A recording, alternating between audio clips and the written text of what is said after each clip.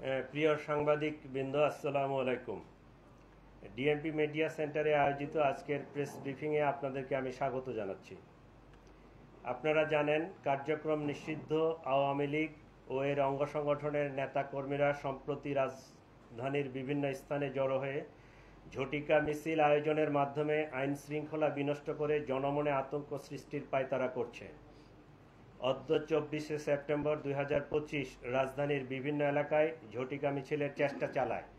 এ সময় পুলিশের টহল টিম, ঢাকা মহানগরের গোয়েন্দা পুলিশের সদস্যরা এ প্রচেষ্টা নস্যাৎ করে দেয়।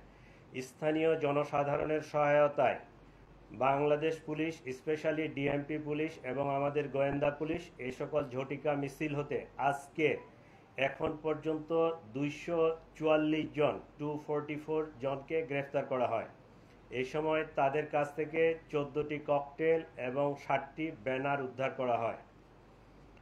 ডিএমপির ধারাবাহিক অভিযানে ইতিপূর্বে এই ধরনের মিছিল থেকে প্রায় 5 শতাধিক নেতাকর্মীকে গ্রেফতার করা হয়েছে এবং তাদের আইনের আওতায় আনা হয়েছে।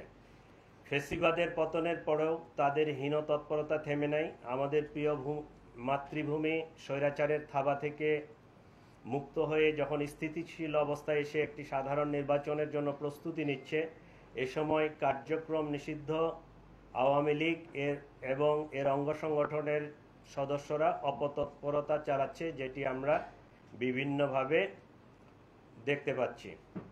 রাজধানীর আইন শৃঙ্খলা স্বাভাবিক রাখতে ঢাকা মেট্রোপলিটন পুলিশ নিরলস পরিশ্রম করে যাচ্ছে।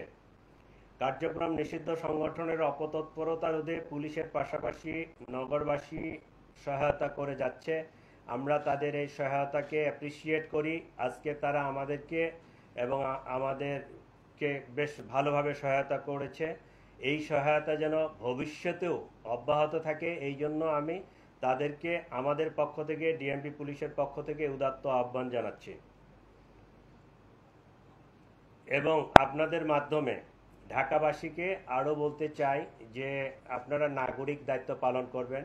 বিশেষ করে বিভিন্ন ফ্ল্যাটে, আবাসিক হোটেলগুলোতে, বিভিন্ন ছাত্রাবাসে এবং এই সমস্ত জায়গায় যদি কোনো নিষিদ্ধ সংগঠনের লোকজন থাকে, জমায়েত থাকে বা তারা কোনো অপতৎপরতা করে, তাহলে আমাদেরকে যদি আপনারা অগ্রিম জানাতে পারেন, তাহলে আমরা কিন্তু এটা আরও ইফেক্টিভলি মোকাবেলা করতে পারবো, তাদেরকে আইনের আওতায় নিয়ে আসতে পারবো।